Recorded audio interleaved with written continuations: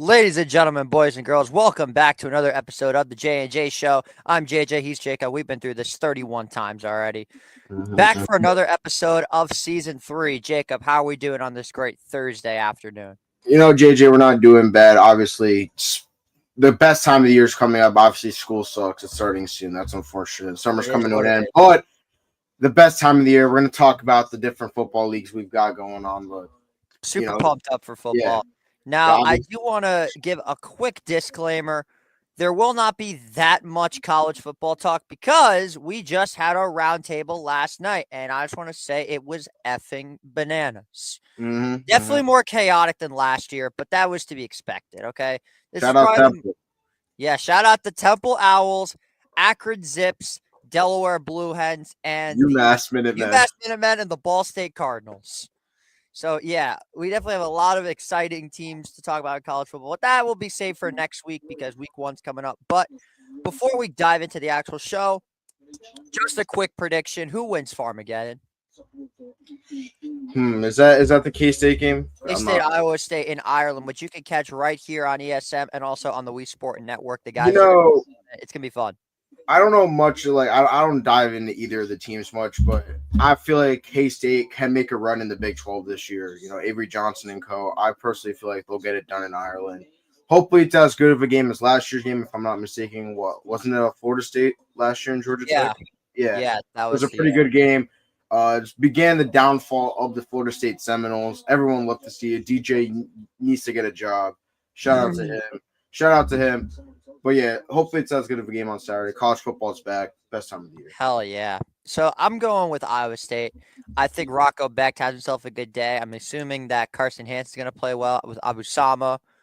But yeah, it's gonna be a fun game for sure. I'm looking forward to it. But enough about that. That's for Saturday. That's for Nico and his guys to dive into. Let's get back to what matters right now in New York sports. Starting off with the baseball. It's improving. A few nights ago out in Tampa Bay at Steinbrenner Field, it just feels so weird having to say that name for a home stadium for the Tampa Bay Rays. The New York Yankees, it did something that they hadn't done since the second game of the season. Hit a whopping 9 home runs. And Jacob, I know that means a lot to you because you were at the game. Yeah, this is crazy. It did not feel like 9 home runs, I'm going to be quite frank. What was the final of that game? Like 13-3 or something? This game was 12-2, yes. 12-2, same thing. 10-run difference, but major difference first time. The first time they did it, they scored 20 runs, gave up 9, and it was a totally different feel. They did hit 3 straight homers in the first inning, but they didn't do it on 3 straight pitches. As I've said many times, Yankee Stadium was insane that day. But, hey, the Yankees are hitting the ball. You love to see it. The pitching's doing semi-well. We'll get into yesterday's game in a moment. Cam Schiller did amazing. Carlos Rodon, 6 innings, great work, 5 hits, 2 runs, 5 strikeouts. The bats are waking up at the right time. They're catching the Red Sox. They have a huge series this weekend, starting tonight against Boston. It's the right time for the Yankees to heat up. It really is. And I know this series means a lot more to Yankee fans than the last one did because, hey, you're actually playing for something now. The Red Sox and the Yankees are a game and a half, 2 games out from each other? I think the Red Sox are half a game back now. Yeah, so the two are very, very close. So that's going to be a battle for the wild card spot. Hopefully it's Yankees 1, Red Sox 2, and we get a good old Yankees versus Red Sox wild card matchup. I would love to see that. Definitely this time in the Bronx because I want to see those Boston guys go out sad again. But I feel like that's what Yankee fans don't want to see, and they'd rather play their old whipping boys in the Cleveland Guardians or the Kansas City Royals or their original whipping boy, the Seattle Mariners, because they used to own the Mariners back in the 90s and early 2000s. Yeah, unfortunately, the Twins aren't making the playoffs this year. Yeah, the current whipping boy, the Twins, will not be able to partake in the wild card because they sold off their entire team to Philadelphia, except for Joe Ryan and Byron Buxton. The fact that they're still there just hurts my soul. But that's the next thing we're going to get into is the preview of the rivalry. It's Yanks versus Sox. Jacob, take us through the pitching matchups. The pitching matchups, I would say it's semi-even. The Red Sox have the pitching. Let me pull up the pitching, the matchups real quick. Yeah. I'd say it's even for 2 games, and then both teams have a game where it's like not even like it shouldn't even be a question. I'm pretty sure it's Crochet and Warren one game, and You've then got Jolito and Heel tonight. yeah, Toledo Heel tonight, Freed Bayo tomorrow, Warren Crochet Saturday, and Rodon and Dustin May Sunday. You know, Mm, Dustin May, I'm pretty sure the last time he faced the Yankees, he like shoved or something. he did. So, hopefully they turn it around there. Tonight, I feel like they have the big advantage in the pitching matchup. I don't feel like I feel like Giolito's career has taken a bit of a dip since he's been with the White Sox. Freed needs to wake up. Bayo's been pitching very well as of late. So I feel like it would be a statement win for the Yankees if they can get it done Saturday with Warren and Crochet facing off. But we'll see what happens. Hopefully the bats can continue to stay hot. They need to shut down the Red Sox and shut up the Red Sox fans once and for all. If they can keep this going, I mean, this is exactly where you want to be right now if you're the New York Yankees. You have the advantage. You have to beat the Red Sox, which is something that you've struggled with. Because a lot of times this year with the Yankees, the one downside with their team, besides their pitching being their bats being so inconsistent, they've not been able to beat up on their rivals at all. They've Yeah, struggled against Toronto immensely. Boston's had their number this year. You have to turn it around starting tonight in the Bronx. But, Jacob, what do you think going into the series? like I said, the Yankees bats just need to continue to stay hot. The Yankees are 1-5 against Boston. Like pretty sure so far this year they have not done well against the AL East teams in general. So this would be like a huge series to get back in the nick. Get back in the tiebreaker categories because I'm pretty sure the second one is divisional record. So like it could be huge for tiebreakers in the wild card race. The Yankees are the first spot at the moment, but it's the Yankees. They can slip at any moment. Knock on wood. Hopefully they don't. But yeah, this is a huge series. They're home. The crowd's going to be jumping. Nothing much more to say. It's Boston and New York. Always great rivalries. Yeah, it's going to be a pretty fun one to say the least. But over to the other side of New York, I don't want to say that things are starting to look on the up and up, but things are definitely starting to look on the up and up with the New York Mets. Granted, they lost last night to the Nationals 5-4, which is a game I'm going to get into in a moment. They played pretty well against Seattle. It should have been a series sweep. I do want to say excellent performance in Williamsport. Mm-hmm. Excellent. Could not have asked for anything better. Swaggy V with a 3-run bomb. Juan Soto played really, really well. Jeff McNeil had a pretty good day. Cedric Mullins had a good day. Lindor hit the ball well. Fielding was a little bit questionable. Shout out to Clay Holmes, though, for going 5 innings. And I do want to shout out the guys that represented the Bruce Beck camp at the Kids Mm-hmm. Cast. I'd say they did. I was very skeptical at first, but then I listened to it again. I'm like, listen, it's way better than what Carl Ravage and Eduardo Perez were doing. Until Eduardo Perez hopped on their show, and I'm like, oh, Lord. So now what do I do? I like these guys, but I don't want to listen to Eduardo Perez. Nobody wants to listen to Eduardo Perez. I do want to shout out Sean Mania, though, because he was on the broadcast with Carl Ravitch, and as Swaggy V was hitting the home run, he's like, let's go. If you hit a home run, you deserve to celebrate. And then Carl Ravitch looking at him, can you sit down and shut the fuck up, please? It is made Carl Ravitch made it very clear he does not like the New York Mets at all. He always gets pissed off whenever he's on camera and the Mets have hit a home run. So, yeah, my narrative of ESPN hating the Mets is starting to look more and more real. But unfortunately, last night was an embarrassment. Absolute embarrassment. Kodai Senga got absolutely crushed by the Nationals. Absolutely crushed. It was a disaster. He kept giving up double after double after double. Paul DeYoung, I'm pretty sure like 25% of his hits against the Mets are extra base hits. Yeah, I would be surprised. Yeah, it's terrifying how good he does against the Nationals, so against the Mets. So we're going to see how things go. But unfortunately, not all things turned out to be a positive on that Little League cast because a dark cloud formed right over our heads, courtesy of, in my opinion, the worst commissioner in all of sports, and that is Mr. Rob Manfred. I don't have the graphic I'd have to get the graphic pulled up. I'll just go on It's like an Instagram and Probably find. yeah, probably just or Twitter and just look up realignment and find it. Yeah, I'm just trying to pull up this graphic because this to me, and I'm being so serious. I'm gonna pull this up right here. This would be the absolute death to the MLB Yeah. if you are gonna realign like this. Because I just want to click on this and zoom in a little bit. So let me just zoom in a little bit as we scroll. This division in the top right corner would be the worst thing to ever happen in Major League Baseball. Seriously, I'm scared. I would be scared to go to games. I'd be terrified to go to Yankee Stadium. I wouldn't want to go to Fenway Park. I already don't like going to Citizens Bank, but this would be just Hey, a don't diss it. That's a nice disaster. stadium. That's a nice stadium. Don't Well, diss it. for you, easy for you to say. You're a Yankee fan. I'm a Met fan. They hate my kind. They don't care about your kind. They don't like you, but they hate my kind. It's disastrous that this is what we've come to, potentially. Now, granted, I'm not against expansion. I am very much against abandoning the American League and National League. A Subway Series rivalry would just be horrible for the game of baseball. I mean, seriously, how many fights do you think are going to happen in that stadium? Yankee fans already hate the Mets, and we're not even rivals. Mets fans don't like the Yankees. I mean, I'm not one of them. I personally like the Yankees.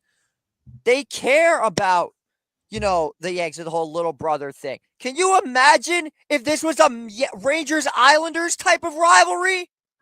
Yeah, imagine the Mets and Yankees playing each other at like close to double digit times It a would year. be absolute hell for these two fan base. Fights would break out almost every stadium.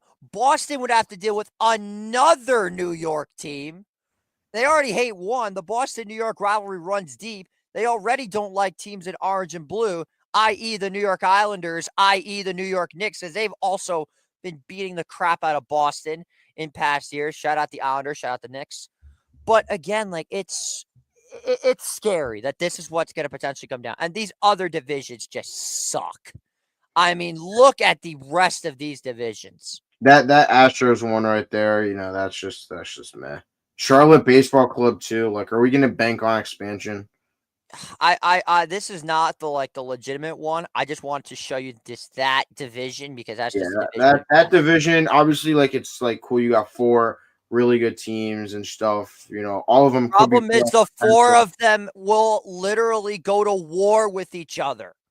These guys already. So you have the Mets, Phillies, Yankees, Red Sox, all in the same division.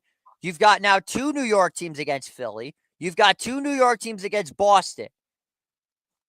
Do you want bodies on the floor? Do you want blood in state? Like, what do you want, Rob? When is enough enough? It's just a disaster that this is what we've come to. But back to a more positive note, the New York Mets lineup just came out. I'm going to put that on the screen right here. Brandon Nimmo left last night's game with a shoulder injury. Another fake comeback by the New York Mets. Not a terrible game by the Mets hitting wise, but that's a game that you absolutely got to win. It's the Nationals. You got incredibly lucky the Reds lost. And I'm talking about incredibly lucky because we are in the home stretch. This is where we start to get to, this is where your hate watch is, when we're scoreboard watching. Every game matters from here on out. It's the final month and a half of the season.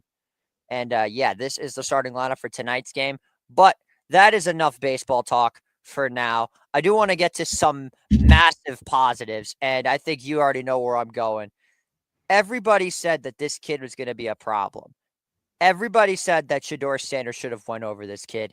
Not from me, not from other people. I saw the vision.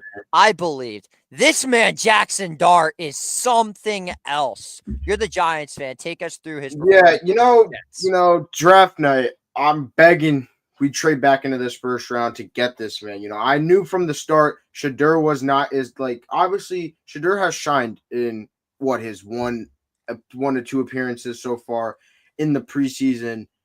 But once it comes to the pressure and stuff, I think it's going to be too much for Shador.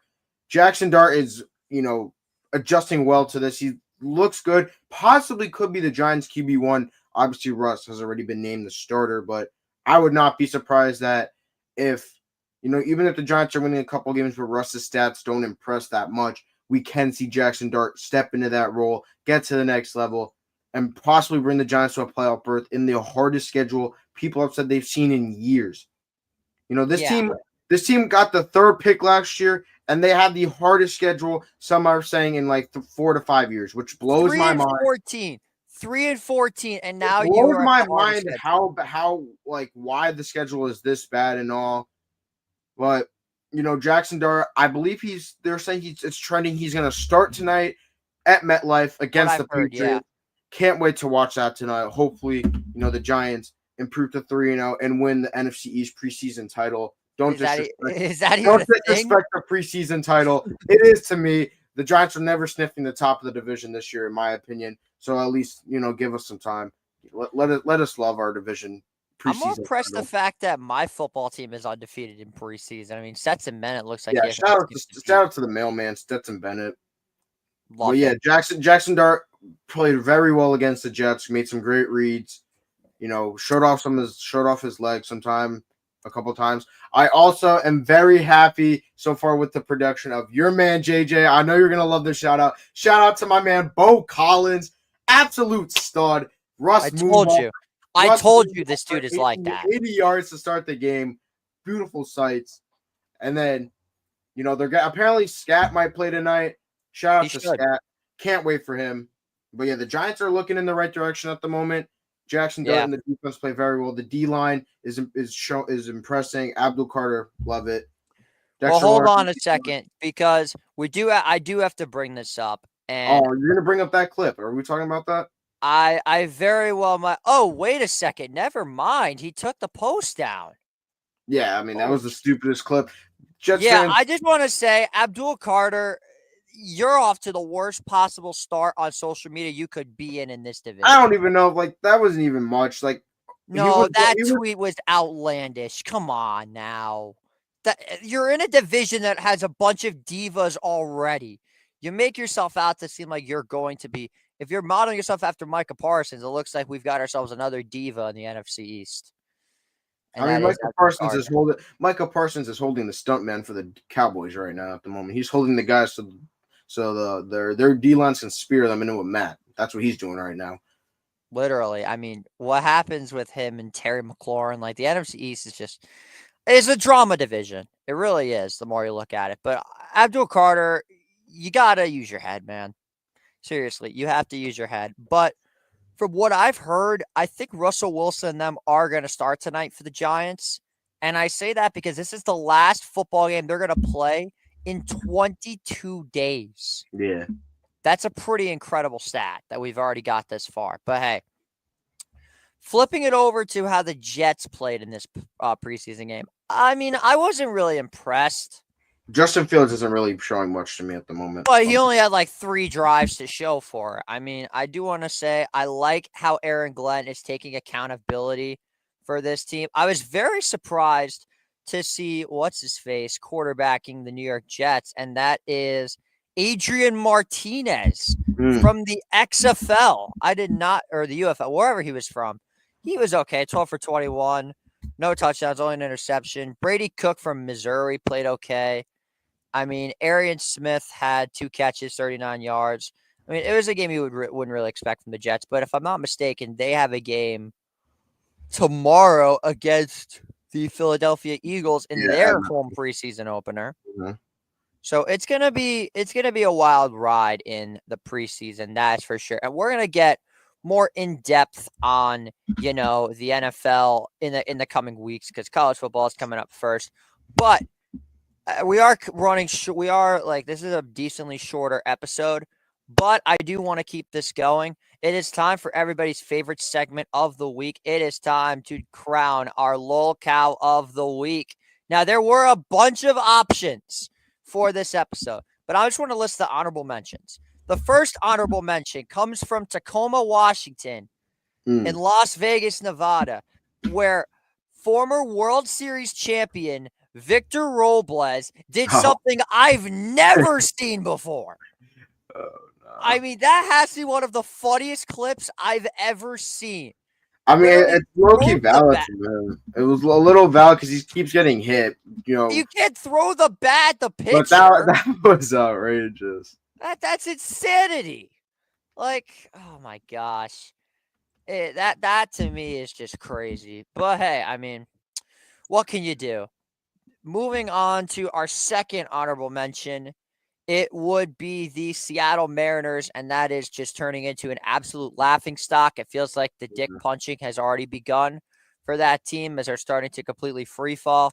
And the third locale of the week I could have easily just given it to the Dallas Cowboys again because they still have not signed Micah Parsons. They might But lose him too. the locale of the week comes into the NFL, and we are going to be giving it to the team that has just announced their starting quarterback Oh a my. couple of days ago. Okay. You had a 23-year-old prodigy out of Florida who you could have easily molded, but you said, no, we're going to sit him because we decided that we were going to make Daniel Jones our starting quarterback. The Indianapolis Colts are my easy pick for locale of the week. I mean, what are you doing? Seriously, what are you doing? This is a disaster. And yes, we did just hit 400 subs on Empire Sports Media. So shout out to everybody that subscribed. Means a lot. Thank y'all so much. Yes, Gavin, I agree. Riley Yeah, I Leonard was is about to say already Riley better Leonard. he's already better than Daniel Jones. But like, how are you going to draft Anthony Richardson 4th overall and you're not going to start him? Mind you, you're paying Daniel Jones. Now, granted, this is nowhere near as bad as what the Giants paid him. $14 million a year for 1 year to be your starting quarterback. 1 year. 1 year. That's not bad. Not as bad as the Giants paying him $40 million a year. But hey, I mean, Hey, we don't talk about that. We moved on. that is true. Colts, you have a legitimate shot now to go 0-17 because your roster just sucks. Jonathan Taylor is gonna have to be your only factor.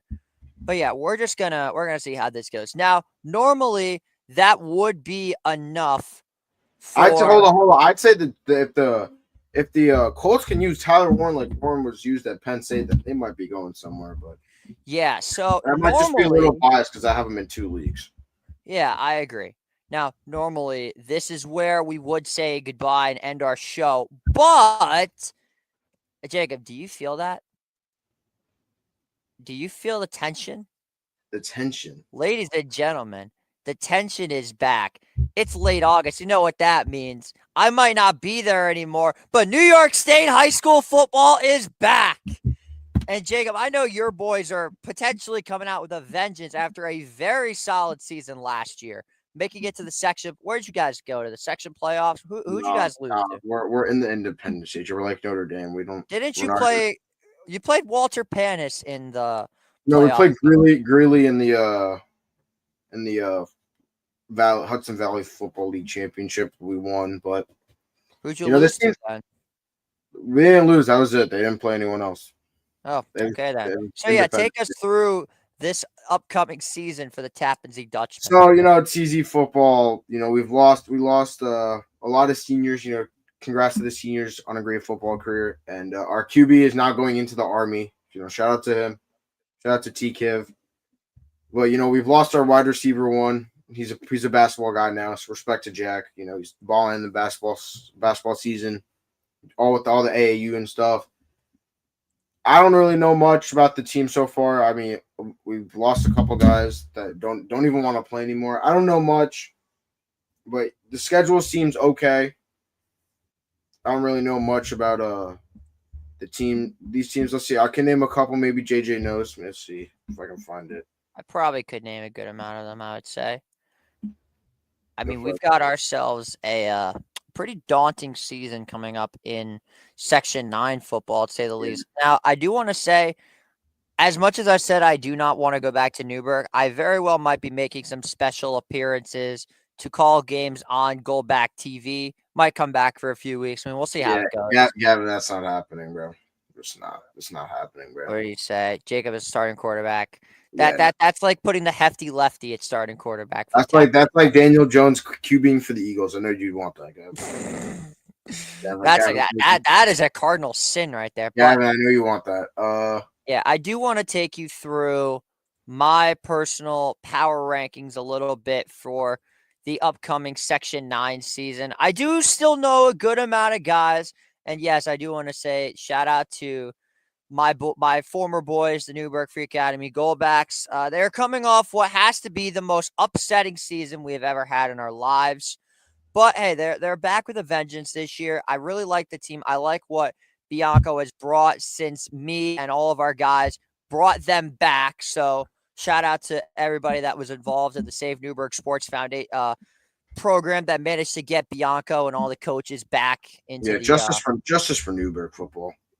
them winning the state championship this year would be absolute cinema. They won't, but if they do, that would be incredible. So my top 10 teams going into this season in Section 9 football. Number 1 has got to be the reigning state champions in Class B, the Port Jervis Red Raiders. I really like what they've got building over there. I expect them to run the table. I do think the bell is going to come back to Port Jervis this year. I feel like there's no way that they don't beat up on Middletown, who just lost their quarterback, JoJo Royal, to Stepanak. Not sure if you knew that. And yes, that is the 8th grader that managed to beat us at home for the Section 9 championship. 8th grader is wild. Swear to God, that's a real thing. Coming in at number 2, I'm going to give it to the Newburgh Goldbacks. I just think that their roster is too loaded. Granted, they lost nearly their entire offensive line, but I do think they are good enough to, go out and have a pretty decent season. I think Bianco has got his guys riled up. They are going to be opening the season apparently at home against Roosevelt. And if that's the case, then I might be coming back to Newburgh pretty early. If the home opener is going to be week 1, I very well might have to come back. But hey, we're going to see how this goes. But coming in at number 3, I'm going to go with Cornwall. Again, Cornwall lost a lot this offseason. They lost guys like Stefan Waterdrin. They lost Matt Cerrone. They lost their quarterback. They had a lot of guys leave because of graduation. Monroe Woodbury comes in at my number 4. I'm going to put Middletown at number 5. Lords at 6. Minisink at number 7. Warwick at 8. Pine Bush at 9, and Washingtonville at number 10. Honorable mention, maybe it's a Burke Catholic and some schools like that. But yeah, it's going to be a very exciting year in Section 9 football. Super excited. It's going to be, hopefully if I'm doing some media stuff, it'll be nice to cover there. Jacob, your honest prediction, who is going to be winning the Independence this year? I feel like, if I remember a little bit, I'm pretty sure Greeley is returning some of their guys from last year's team. So I can low-key see them. Obviously, TZ's got new quarterback, new basically whole offensive system. They lost a lot of guys that live in the trenches down in the D-line, the O-line area. A little tough, little small, tough schedule. They start with at PR. That might not even be a game we show up for. That's kind of like a NIU Notre Dame type thing. Sorry, JJ, I had to bring it up. But so who's the NIU in this case? You are? TZ, obviously, because they have no business of being there. I thought you guys own PR. Nah, we low-key had them in the first half last year, and then they got away a little at the end. But that's what was supposed to happen with NIU Notre Dame. But Riley Leonard said, I'm just going to throw a pass 40 yards short of our receiver. Yeah, and I don't really think Riley Leonard's that great of a throwing quarterback. No disrespect to him. He did run it down our throats and OSU's throats in the first quarter. For one drive.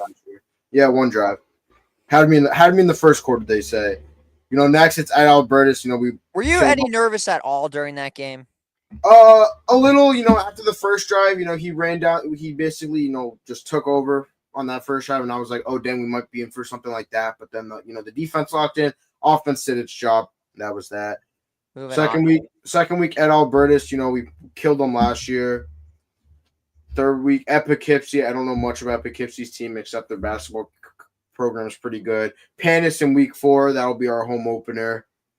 And then it's Peekskill, Greeley, and then at Port Chester. I'm pretty sure we own Port Chester. I'm pretty sure we haven't given up a point to them in like 3 years. That's insanity. Yeah. Croton Harmon, I'm pretty sure that's the team. I think they scored like 8 points in like 10 games last year, so they're pretty meh. And then it's playoffs, so hopefully defense continues to lock in. Independence schedule is all right. I feel like the PR game is probably the only hard game so far. I know you know a little bit about Panis football, but like a good amount of Panis football. I mean, they have a pretty okay program. They're definitely much better with like baseball, a little bit with basketball, but I mean, yeah, it's going to be a very exciting year for New York high school football, and hopefully we'll be able to keep you guys updated because I mean, it is technically a tradition of our show. So Soon to the Mike yes, Quick show too. Mike Quick show as well. I'm afraid I got some bad news about the Mike Quick show. He's done doing it. Oh boy, Yeah, he's done doing the high school show. that's unfortunate. It's a shame. And he never talked about Newburgh, not since like the 2000s. But hey, I mean, what can you do? But yeah, that's going to wrap it up for another episode of the J&J show. The high school football segments will be coming back every week.